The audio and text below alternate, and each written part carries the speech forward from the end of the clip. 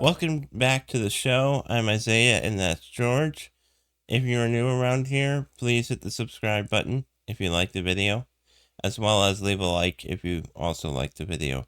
We appreciate your time, and thank you for joining us. So, good morning. How is it going? How are you? Good morning. Good morning. If you're new around here, we just hope you're legal, because if you're not, you're going to be deported. Yeah, only legal residents are able to subscribe. Now, that being Otherwise, said, we will track you down and send ICE your way. yeah, actually, No, we will not. yeah, actually, we will not. Anyway, yeah, that's No, a whole Trump's other. got it covered on his own. Yeah, he's got Anyway. it. Yeah, we definitely have two concerns there. We have concerns for our country and doing what's right for our country, and we got concerns for people that are in difficult straits, and those are competing issues, and Well, yeah, the country and the family always come first. But that being said, there's a lot of turmoil and tragedy. Yeah. Huh? Yeah. It's Yeah, by no just means an easy situation. No. The pieces of trash that that purposely come here to cause problems, that's a different issue. Or the ones that were sent by or potentially released from prisons and insane asylums and sent here to destabilize us from the countries that they came from. That's a problem. But those people that are caught in that net and wave it crushes the heart. Yeah. Well, But and when we don't have measures in place to be able to sift the wheat from the chaff, it's really sad because it's a mixed bag. It's not only the drug cartels coming through the border, but they actually send people that are innocent and really have no other options. So just the fact that we don't have any security measures or anything at the border means that we can't sift through the wheat and the chaff. And that's something that we need to be able to do. I don't understand why some people misunderstand how this would work, how this should work. Because, if we don't have a secure border, then we don't know who we're bringing in, and we don't know who we are helping. And we want to help those that really have no other options, right? And that actually want to be in our country legally without being deceptive and being bad people. But you can't do that if there's no security. It's like, imagine if you didn't have a door. How do you know who's at your door? How do you know who to let in? If there's somebody there, maybe there's a homeless person sitting on your doorstep. But if the door's wide open, then who knows who will come through the door?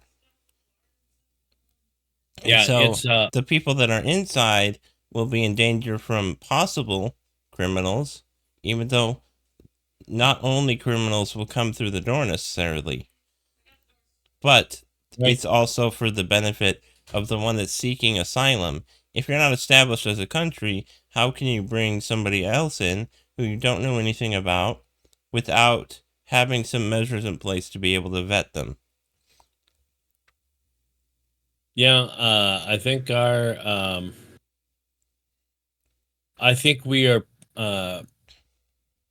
primarily to blame for the problem at the border. Someone can say, well, okay, you're blaming the victim and not the perpetrator. It's like, no, that would be wrong if that is what we were doing. But that's not what we're doing. the perpetrator on the other side of the border knows that if we have a secure border, they can't attack, or they can't infiltrate, or they can't um, perpetrate their criminal activity. Okay, so they know that, so they don't do it because there's a wall. That's how simple it is. How do you keep? It's like the big mystery. Hey, Joe, with your cattle, how do you like keep them in the field? And Joe would be like, all right, Sven, it's called a fence. What? I've never heard of a fence, Joe. So anyway, the people on the other side, or the cartel, they know they can't get in with a wall or secured border. Right. So then we purposely do not have a wall or secured border. We are to blame. Yes, the criminal activity on the other side and the cartel and all that, they took advantage of us, but we know that. That is like the ultimate dereliction of duty. Or I will correct it and say that is a dirty dereliction of duty, since I use the word dirty in there. So, yes, those in government who have voted for and promoted open borders are to blame. They are to blame for the fact that innocent Americans, or Americans, the word innocent is an interesting term. Actual citizens of the United States have been hurt and harmed and killed and maimed and raped and stolen from those people who have been let in the border. Besides being all those things done to them by other citizens, but that you deal with. That's like, okay, when my family, when my brother calls me an idiot, I'll deal with that. But when somebody outside of my house calls me an idiot, me and the family will deal with it. You know what I'm Right. saying? Yeah. But that once they're in the country, certainly that individual is responsible and needs to be held accountable for whatever they did. But I'm sorry, the elected officials should be held not for murder, not for theft, not for rape, but an accessory to murder, an accessory to rape. I'm sorry. Until that stops, this is a no-brainer. Yeah. This is not even something that we should talk about. How much has been said and talked about and written and argued about and debated still about what a woman is? Do you think we have any chance to get someone to the moon again, or for the first time, depending upon what side of the conspiracy line you are on? I happen to think we were there, but do you really Well, think? not us specifically. Yeah, I not lately. So, do you really think we have if we do not know that open borders, allowing open borders, is as criminal as those who come in and cause mayhem? Those senators and Congress Congress people, because wow, there's men and women Congress. Can't say congressman. We are so, what's the word? Misguided. Yeah, that would be a very gentle word. Good. World. Uh, but the sad thing about misguided is there are people that do this on purpose. So it's not misguiding. It's very malicious and malignant, wicked. Yeah. So, and that's maybe not even the subjects you were thinking about talking about, but Well, it's worth because you brought up discussing. yeah. But the sad thing is like it should be like it should be like what, a 5 minute thing in the House of Representatives in Congress. Hey, we're thinking about having a wall to keep people that aren't citizens out and criminal activity out. All who in favor? And somebody stands up. We should really talk about this. What is the ramifications ethically about a wall? Well, and here's the thing about it is, and My historically goodness. that was never an issue. That people were like, "Hey, you can't do that. You can't secure your border." I mean, there was one time where they wouldn't even let anybody into the country.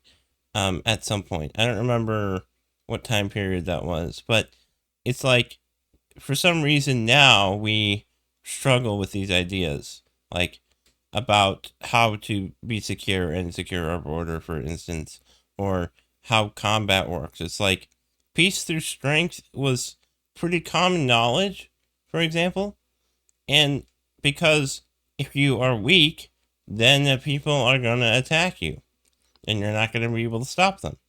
That's a similar thing, similar principle, because the way that the people nowadays look at it is that's unloving. That's build bridges, not walls. It's like, Bridges.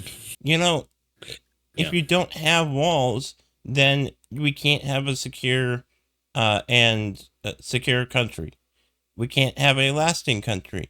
And we also can't have a beacon on a hill or a refuge for those that are in need. That's part of like a fortress. If you think about a fortress, it's one of the most secure buildings. It's a very secure structure, and there's a reason why that's been used poetically for ages, of like a fortress. It's secure. It's a place of refuge. It's safe. But what we're talking about here is removing the walls from the fortress and then saying it's still secure. It's like you just removed the fortress from the fortress and you're still calling it secure? What are you talking about?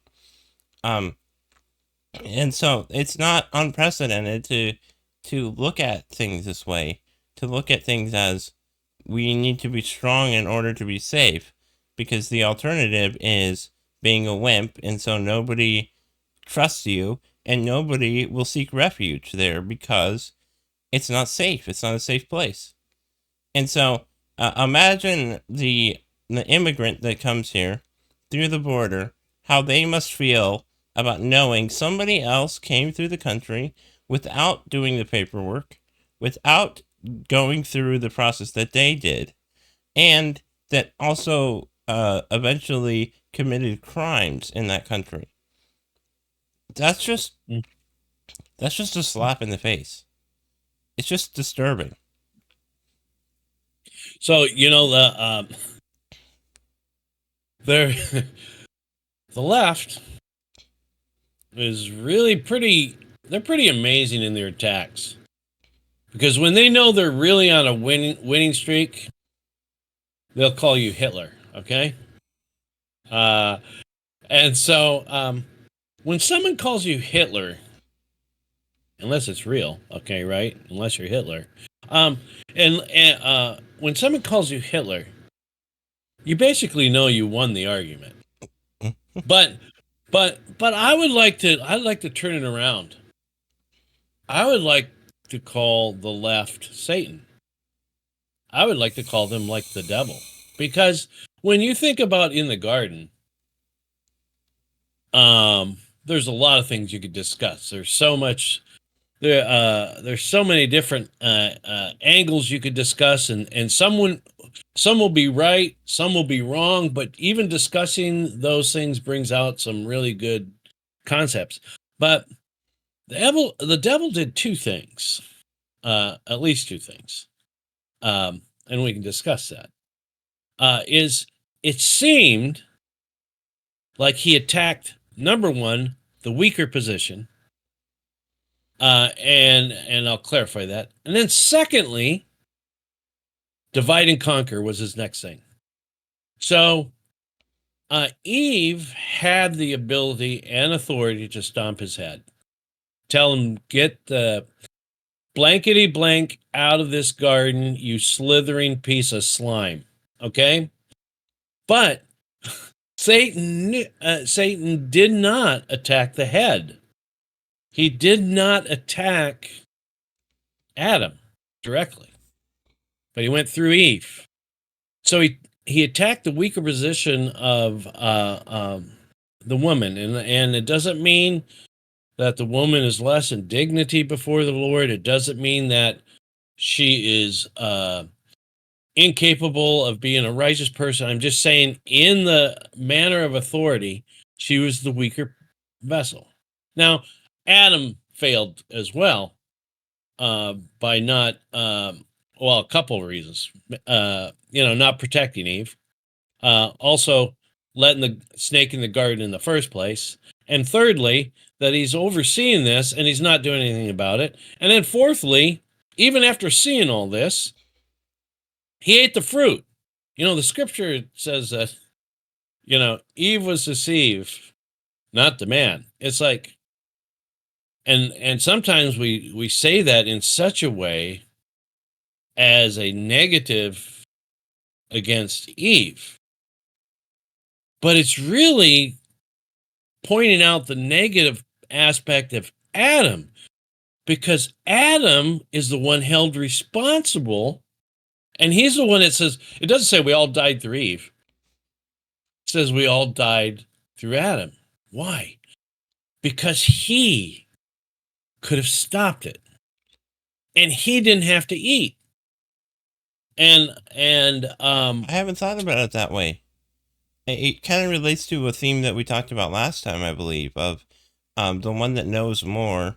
Well, actually, in one of our 10 minutes episodes, we talked about how the one that is sorry, I'm trying to remember exactly what it was, but basically teachers have more things to worry about because they are set over much, and so they are going to be held to a higher standard than somebody else who is not in that high of a position. And so Adam, because of his authoritative position as head, is held to a higher standard because he's got a greater amount of authority. And so, in a way, being deceived is better than knowing that you're doing the wrong thing and then acting anyway. Yeah, they both. Yeah, they both. It ends up the same for him, and then you have to go. And I'll get back to calling the left devils in a minute, but so those watching out there from CNN and MSLSD, just wait. I'll get. Yeah, I'll get to you. All one. Yeah. Um. Wow, that just threw me off. All of one. It's like, I'm sorry. No, you didn't throw me off. It just, but Adam, we never think about. Okay, oh, the deceived. It ends up the same. Okay, but Adam is the CEO of the company, and so the board of directors, yeah, they're going to be not happy with Eve. But the closed door meeting, when people are fired or people are whatever, or people are held accountable, that's what the CEO, that's when the board of directors saying, yeah, I know what your manager did. I know, we know that, but you're the responsible one and you knew.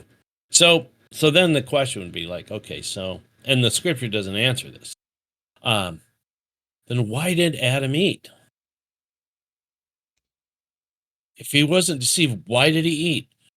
Was it because he just hated God and had just this bad attitude? I don't think so. Was it because, so rather than answer that question, there are some possibilities, and we can go into that if you want. But so when coming back to how the Satan attacks the, do you want to talk about that for a second or not? What you just said, yeah, I have a thought on it. Okay, go ahead. I think that when we look at um the idea of Eve being deceived and Adam not, is Adam wasn't, as far as we can tell based on the text, he didn't have a conversation with the serpent, as far as we're able to tell. Maybe he did, but anyway, I'm just speculating. Meaning he wasn't convinced by the serpent to eat of the tree of knowledge of good and evil. And so, as far as reasoning why he might have eaten of it, I'm not sure. But it's just interesting to note that he doesn't talk to the serpent. The serpent doesn't seem to convince him. Instead, his wife does. But in the text, it almost looks like Eve just offers it to him and then he eats it. And I I would like to think that he's probably responsible in some way for eating it. But could it also be that he didn't know it was from that tree? But what do you think? Do you think maybe more of his sin was about neglecting protecting Eve, or do you think it was both him protecting Eve and also eating of the tree knowingly? Okay, so What do you think? there's a few questions in there. Um, all the main thing he is responsible for was obeying God. Okay, and then second to that, or everything after that is secondary, but it's not. To say secondary, that's like saying, oh, secondary is not important. Oh, okay, so wheels on a car aren't important, they're secondary, the engine's the most important. Okay, your car's not going to move without wheels. Right. Okay, so to say secondary is not to diminish the but Importance. he had a duty based on his reason and intellect and the natural law which God has placed into Adam and Eve to pursue the good and avoid evil, and to protect life and his own and those who are he's responsible for. So he was already neglecting protecting his wife from a snake oil salesman, and then I and so like that. I like that yeah, terminology for the devil. yeah. Well, uh, I didn't know snakes produced oil, but apparently they do. But um, uh, so so he wasn't protecting her, and then he wasn't protecting himself. From he wasn't choosing life. He wasn't pursuing the good. So he's already violating. He was already in violation or very close to breaking the natural law. But it was the law that, when God said, "Do not eat." So to answer your question, yeah, I think he knew clearly that it was a fruit of the tree. The only thing, uh, what I see in this is, and I'm sure the church fathers and a lot of people since then have had probably some good insight in this, or maybe they just haven't touched it and just said, you know what, it doesn't say or whatever. But in reality, you know what, if you're breathing and you're human and you love God and you're going to wonder. Okay, you're it's just a question that begs an answer. So I think for me the most convincing is that Adam was not lonely, but he was alone. And God had him name all the animals first. And then so that Adam would recognize that something is missing. A key part of his life is missing. And then God puts Adam to sleep, takes a rib from the side, forms a woman, brings her, and then Adam is boom. He's no longer alone. He's not he's not walking along with hippopotamuses and rhinoceros and dodo birds trying to talk to them. He now has somebody like is flesh of his flesh, bone of his bone, just like him, you know? Um, a child of God, made in the image and likeness of God. And now he knows that she's going to die because he believes God. When God says that you will die and that you shouldn't eat it, he knows that you shouldn't. And so now he's looking at the most precious thing to him in the world, in creation. And he's going to be separated from her. So maybe he's like, you know what? I'd rather die with her than be without her again. And that to me is the most convincing reason because we don't have any indication of why he did it. Now, the mistake in that is he did a little bit of the same thing as Eve did. Okay, so he observes his wife eating the fruit that he knows what's going to happen. He knows she's being disobedient to God. He could have went, you know what? I'm not going to depend on my own thinking here. God, who just created all the universe, who just walked all these creatures to me and had me name them, who has put a spirit into my body and wakened my mind to amazing things. Maybe I'll let him deal with this problem. Maybe he's got a better solution than me. All right, Eve's going on this boat to nowhere. I'm going to go with her because I don't want to be alone. Hey, why not just like obey God and trust that he could resolve this issue with Eve? And so, Well, no matter how you slice it, it's about or not mistrusting, but lacking faith in God's way of doing it. lacking faith and obedience. And, faith, someone says, well, what if, if Adam, his faith was basically, faith is confirmed by obedience and by what we do with that faith. Faith without works is dead. So, in other words, what does that mean? It means like when you hear something that's true, you act on it and believe it. And then that faith is alive. Okay? Right. So, someone may say, well, okay, Adam didn't believe that God could straighten it, but he didn't eat the fruit. So no, if he didn't eat the fruit, regardless of what his mind was thinking what God or could or couldn't do, he was acting in faith. But he didn't act in faith. He acted in unbelief. And his actions confirmed his completed his unbelief.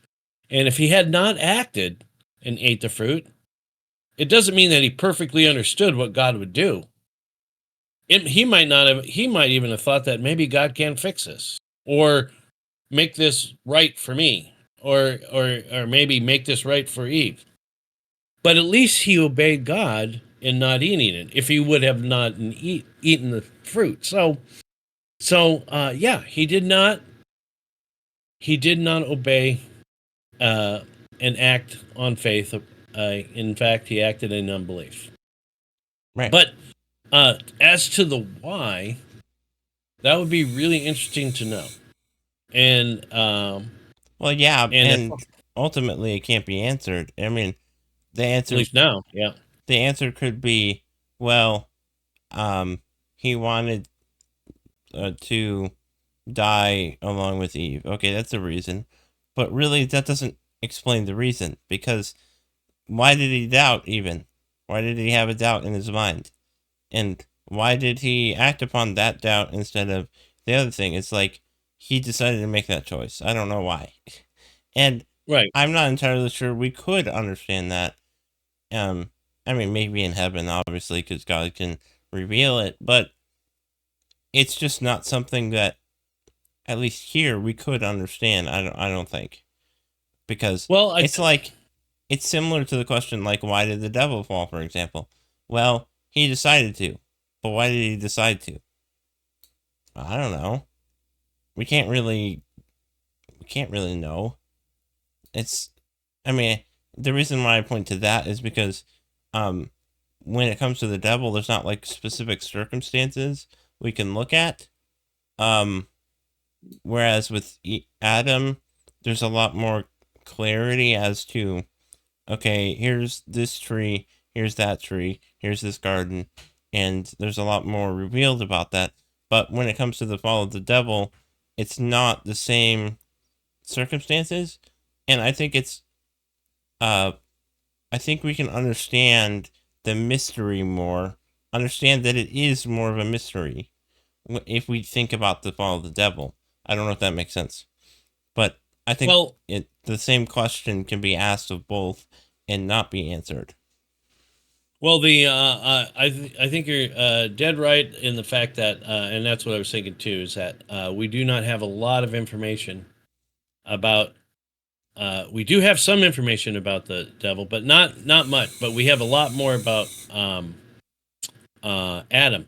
But I would disagree with you. It is an answer in this regard that I'm not saying the answer is correct. The reason I think is a valid reason, and if you could try to picture yourself, um, and actually some movies have displayed this pretty well.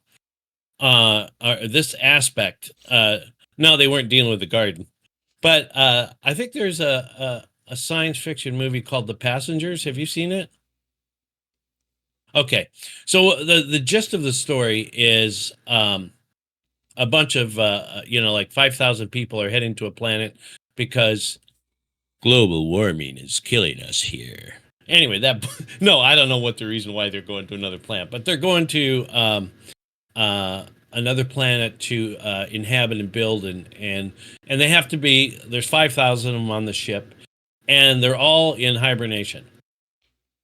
And and of course, the hibernation units and the uh, ship are fail foolproof.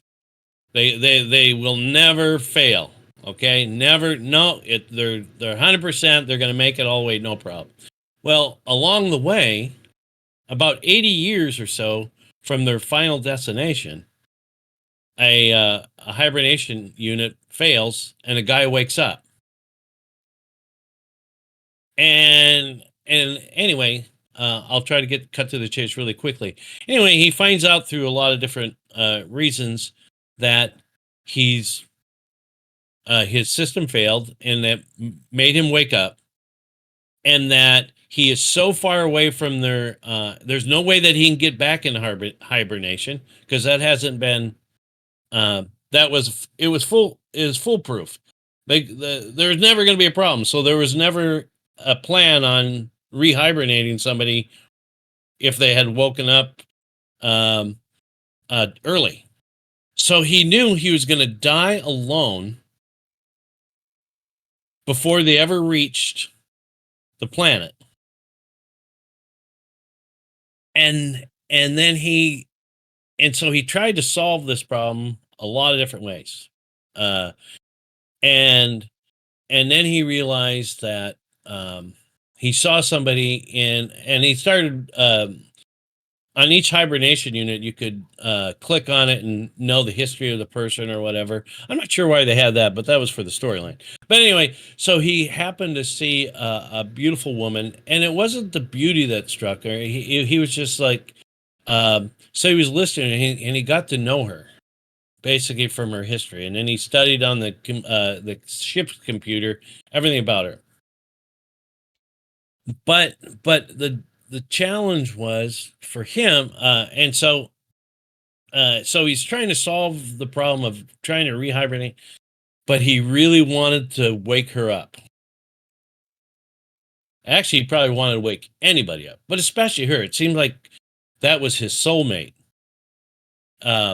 And because everything about her he loved.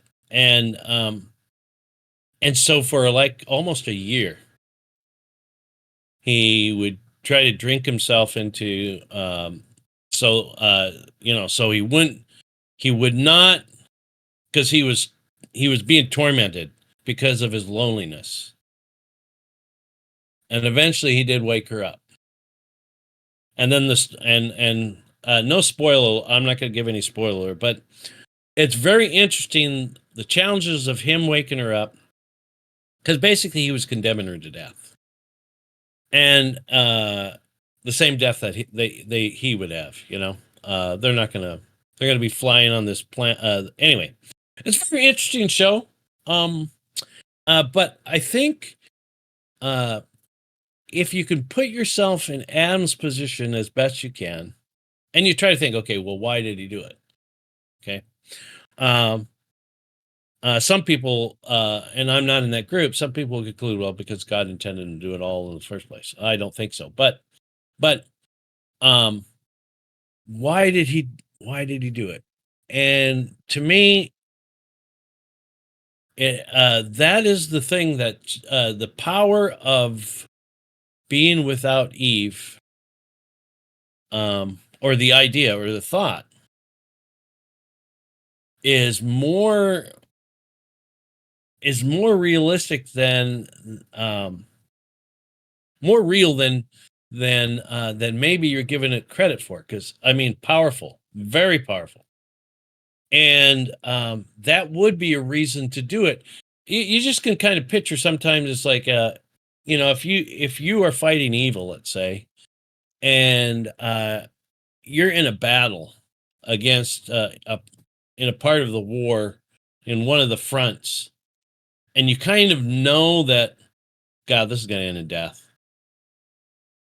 We're not going to win this battle. We may win the war, but this battle, I'm going to go with my buddies and fight regardless. I'm not going to stay here alone. And so, like you said, and I agree, we don't know, but um uh but in any case, um But the problem though is with making decisions. How was he able to, or why did he decide to follow a lesser good, or the wrong good at that time, than the good that God had already told him of? well Don't that eat of this well tree, and he had reason to listen to him.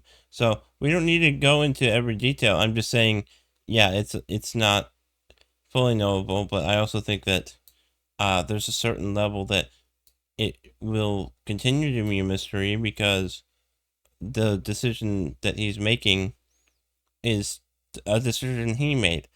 I mean, we can think about maybe a possibility of why he might have, but it's a little bit hard to understand.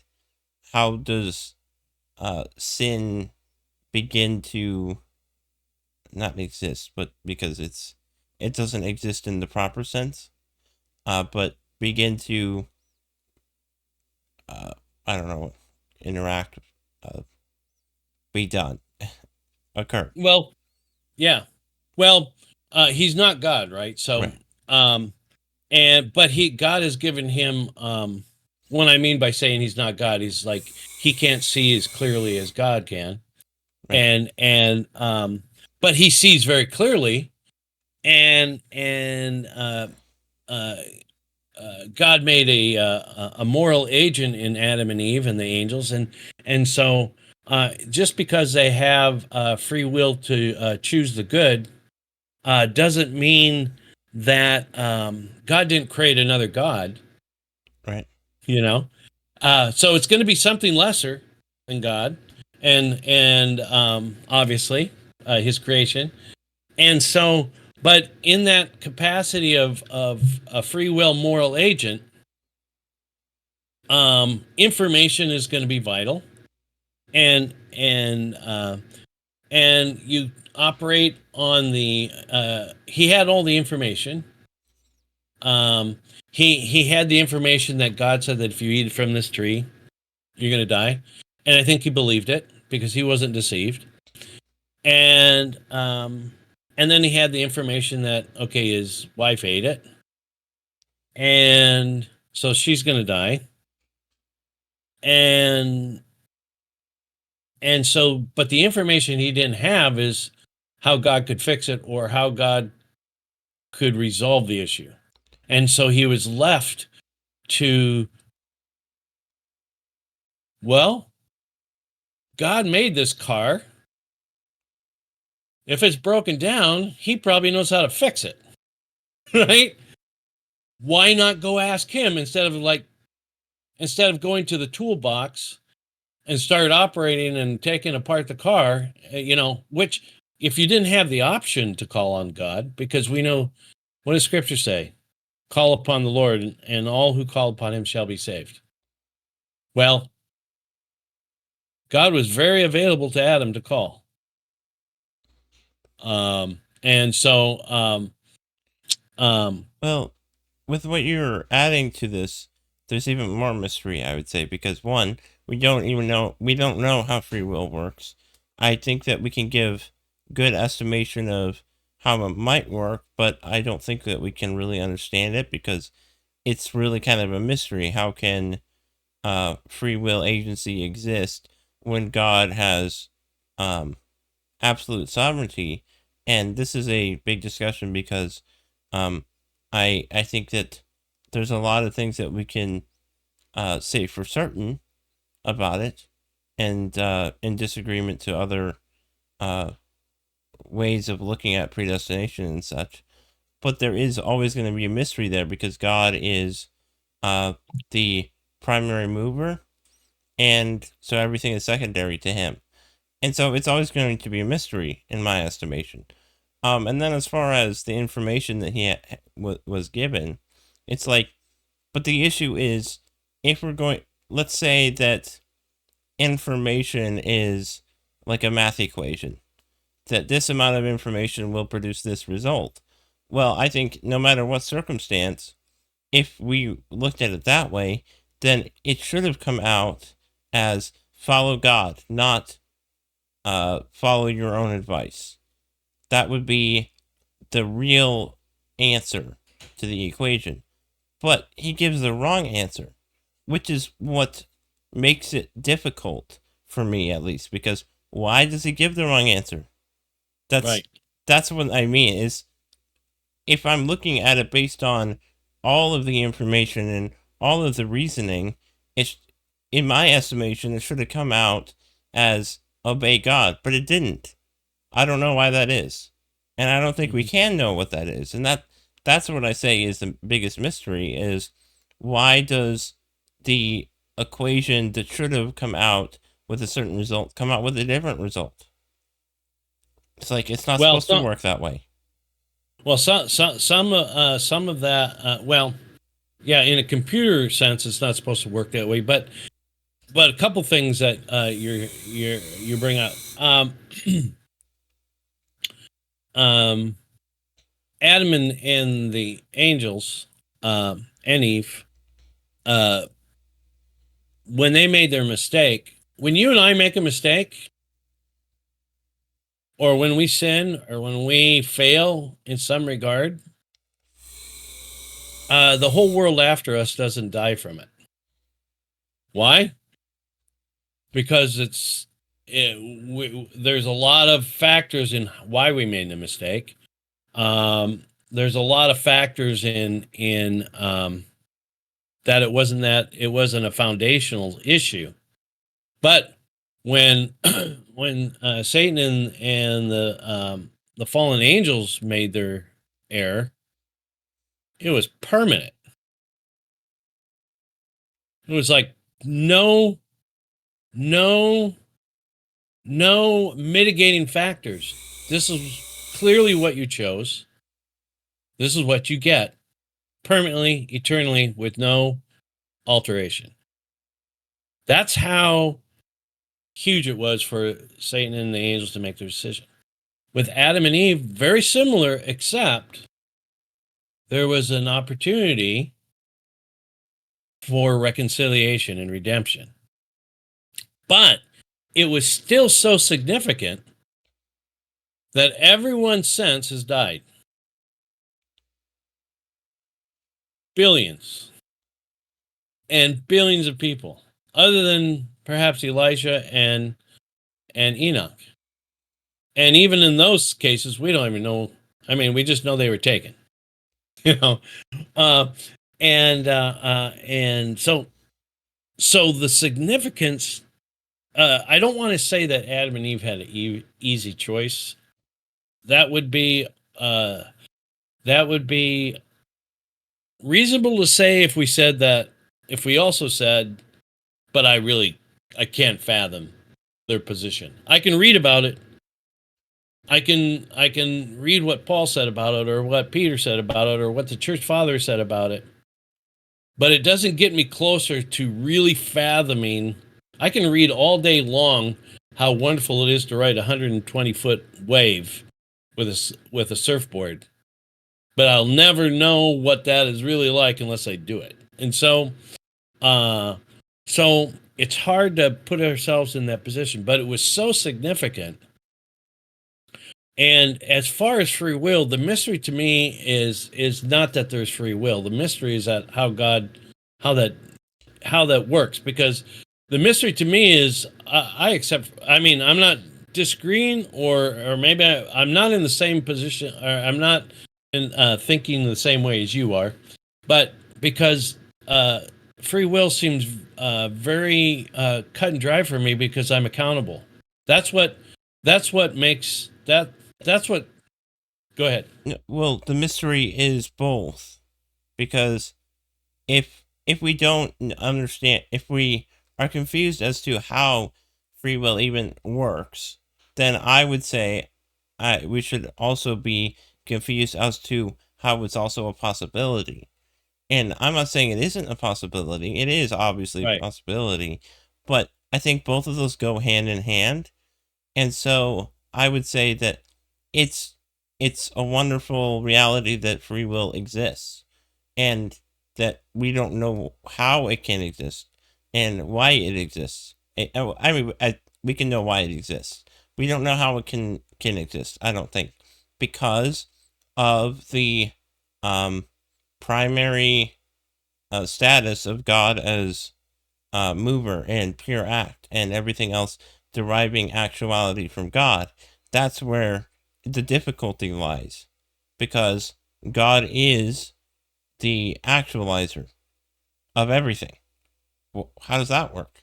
How can God be the actualizer of everything, but not actualize sinful action? That's a mysterious question, and that's what I mean. Is like those kinds of questions. I would say make it difficult to understand how free will can exist. I think we can have faith that it does, and that we should have faith that it does, because that's how we are accountable, like you said, and I totally agree with that. But that's what I mean, and I don't know if you still disagree with me, but that's what I'm thinking as far as this. No, I'm not really disagreeing with you. It's just that um, it's never uh, the mystery of it is never. Okay, for a long the mystery. Okay, let me put it this way: the mystery of free will has never caused me to lose a minute of sleep ever. But now, through my Christian life, the but in the last few years of delving into the philosophical and metaphysical realities and logic and all those things, I still haven't left lost a minute of sleep over the free will, but it has made it maybe more amazing, or more at the same time mysterious. On one hand, I can say I know it much clearer than I did before when I didn't lose sleep. And then on the other side, I could say, well, but there's there's something that I can't quite fathom. Yeah. But what I can fathom is where my so I believe that God is all knowing and omniscient and all powerful. And I believe that man has free will and is accountable for his actions. And where some see a contradiction there, I don't see a contradiction. Now, how God could do that, because we as humans, I just read I think it was a Proverbs, a scripture that's really close to this, but we can't. Oh, uh, it's paraphrasing. It says, "A man can't make a god like himself," uh, and that's paraphrasing it, but that's basically what it was saying. But Like God can what? make. Oh, okay. But God, it doesn't say this, but God can make a creature like himself, in his image, but man can't. And so we, with all our AI technology and all the computer and all the different things that it still lacks something that we do not have the power to give it. I would love to see where that verse is because that's a great verse. So yeah, When I at some find it, I'll point, send it to you. yeah, that'd be great. Yeah, it is really. It was really cool. Um, so, uh, so coming back to the garden, as far as you and I in free will, um, uh, you know, uh, neither of us can prove it by calling down fire from heaven in our view, and not that we would even, because we don't have it written down like in stone, like it's completely, you know, uh, perfectly articulated, but we're very close in our thinking on it. I do not believe in double predestination and those kinds of things. But that all being said, coming back to the garden and then circling back about to the immigrants, and you can redirect it wherever you want. But um, so the devil attacks Eve, and then so he attacks what might be looked at as like the weaker vessel, but it's really the vessel that doesn't have the ultimate authority in the garden. And then by doing so, he now sets Eve against Adam. So it's divide and conquer. The Democrats go, those poor people coming across the border, needing a home, fleeing. On one side, they say they're fleeing destruction and tyranny and all this. And then the next day they say, no, Venezuela is a great country. Everybody, we love all of these countries. These countries are all great. Okay, which one is it? Are they fleeing tyranny and persecution? And if they are, aren't you going to call that place where they're leaving a tyrannical garbage heap? Or an asshole like one of our uh, leaders said clearly, honestly, and then was attacked for? It's like, okay, you can't have it both ways. But anyway, so the enemy, the Democrats, the devils, they appeal to emotion in order, and so who's going to respond? Everyone's heartstrings are pulled. You know, the youth in college who have a very comfortable life. They left a very comfortable life, and now they live in a dorm where daddy and mommy, or they work themselves, and they have good food and health and all this, and they're thinking about all these things. And oh, shouldn't everybody have what I have? Oh, it's terrible that someone is hungry and without. They're the Democrats are dangling that apple. Here it is. Take a bite. And then on top of that, now the young people, and I'm not complaining to young people. Anybody under 19 is a problem. But Well, I'm no, just over that, so that's why I used 19. Otherwise, I would have said anybody under 63 is a problem. I'm not But anyway, 63. Oh, huh? because you're 63. I thought you were making a joke. No, I'm 65. But Okay. I gave a 2-year window for error. I don't have much, but uh, but so now, and women rightfully are tenderhearted, and they're like their heartstrings are pulled. So now they're like, yeah, we can't build a wall. Don't put razor wire on top of the wall. Don't know. And so now they're set against those who think more logically in long term, perhaps. And now those two groups, now the Democrats have set two groups against one another. They got their dialectic war going so that they can accomplish their mayhem. And so, um, Well, that's what the devil does. Is yeah, he plays both sides in many cases, and he sets them against each other, and mm-hmm, and some of the problems, or okay, sorry, some of the reasonable um frustrations within the different relationships are there intact, or not all of them are bad reasons. But what the devil does is he takes even the good reasons and turns it so that it becomes um bad, a bad reason. It's like, mm-hmm, okay, so this person took a like they stole money from me. That's a reasonable thing to be mad about, I would say. But then maybe that person gets so frustrated that they end up killing that person. Well, that's obviously wrong and terrible. And what started as a good response, a reasonable response to a circumstance, becomes hatred and murder. And that's basically what the devil does constantly, is mm-hmm. taking even the good responses and turning those to a bad extreme.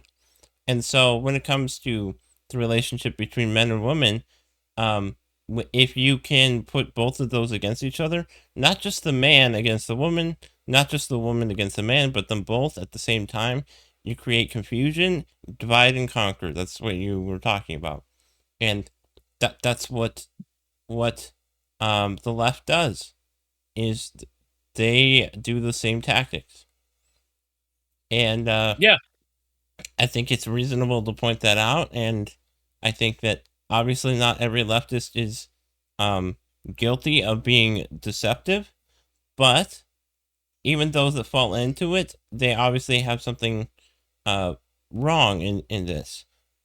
But not every single one of them is as responsible as the the high leaders of the leftist party. yeah.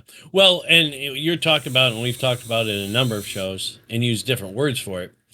Um, uh, it's what was their intention. Maybe their intentions were good. They thought this was good. Okay,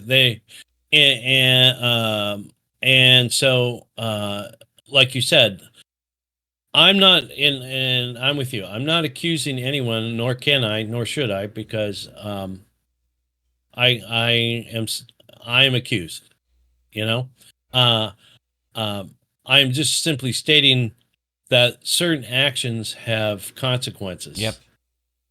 And why you're doing it, I don't have a clue. Or, I may know about some, or I may think I have a pretty good idea of why someone's doing something, but most of the time we don't know.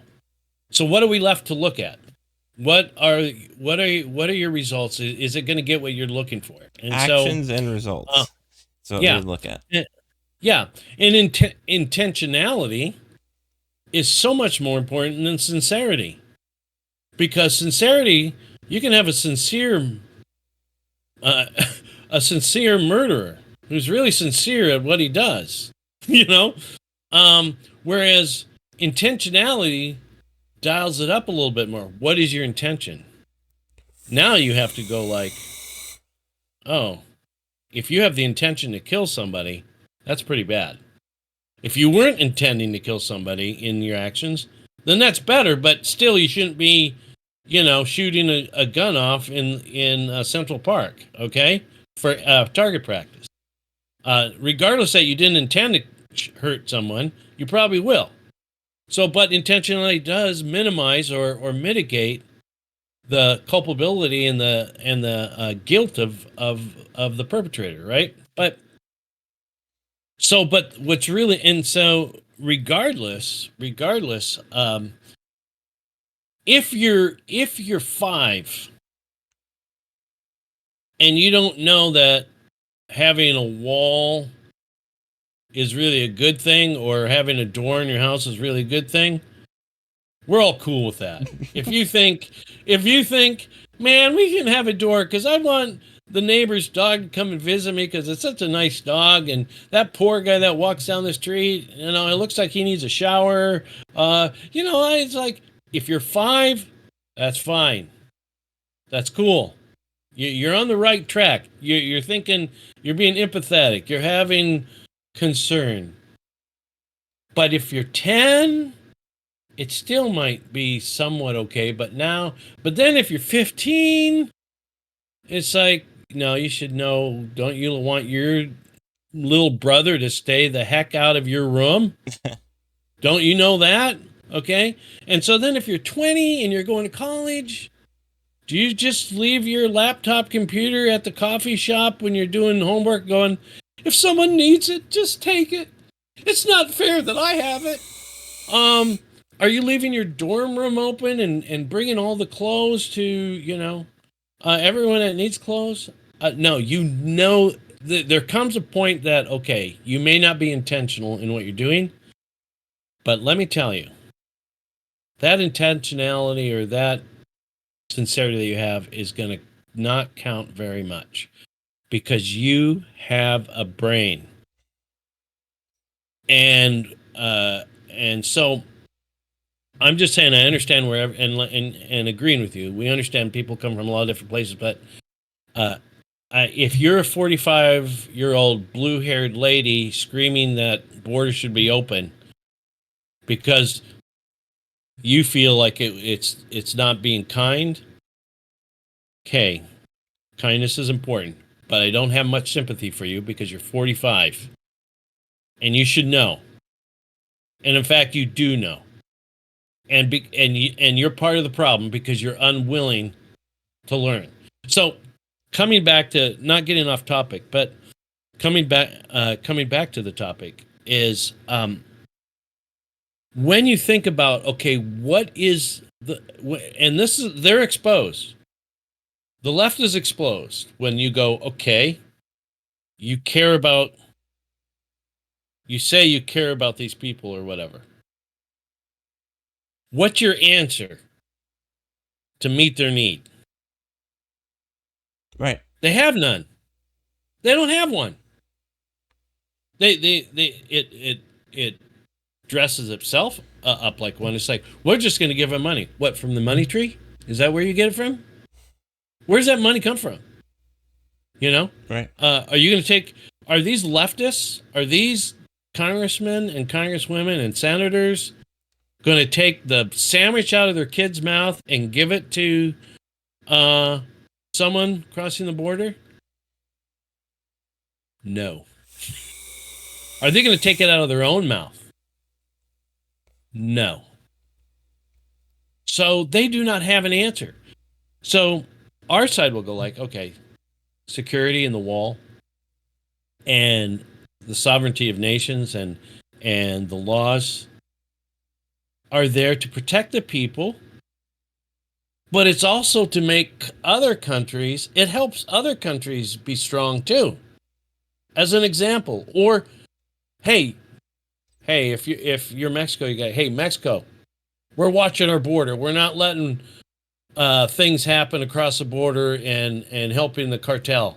And Mexico, if they're on board, they go, oh, excellent, thank you, because we're watching our border with Nicaragua and down there, and we're taking care of our people, and we're addressing the issues in our country as best we can. Yeah. So, but by the left causing this dialectic war, they hurt everybody. They hurt the immigrant. They hurt the cartel. Not in the way that, I mean, I want them in jail, but they hurt them by allowing them to continue. They hurt the citizens that they have responsibility over, and they destroy civilization. And so it's really serious. Yep. Yeah, And it shouldn't be. And it shouldn't be. You know, it shouldn't be. This is not rocket surgery. Rocket surgery. I like how you put Right? those together. Yeah. This is not. Yeah. A brain science. Rocket surgery and brain science. Yeah. This is not political science. This is political espionage that they it is like so simple. And so when something so simple is avoided, or something so obvious is argued against, that should raise really big red flags. Yep. Gosh, I don't know what you intended to even talk on today. Well, this wasn't I'm sorry. but it's totally fine. We make it work, whatever it is. Yeah. So, and we can talk about it next time. Yeah. Yeah. We have another week to live. And so, we think. But yeah, thanks, Pinchy.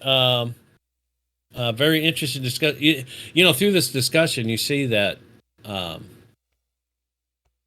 we compartmentalize our lives. Like we have a political life, and we have a social life, and we have a religious life, and segmenting and compartmentalizing those is acceptable if you're doing it to understand a big thing by looking at piece by piece. Right. But whenever you forget that they all work together, or are intended to all work together for good, we talked about the border, but we brought in the garden, and we brought in free will and predestination. We brought in all these different avenues. We brought in sincerity and intentionality and mitigating principles. So we brought religious, political, social, different things all together. Why? Because our life is a life. That's all an entire topic that we could discuss. Yeah. So good discussion, Pinchy, and everyone out there. Thank you for listening. And those of you who are new around here, please have your papers, immigration papers, and IDs. And our hearts go out to you that don't have your papers. Godspeed to everyone. Have a good week.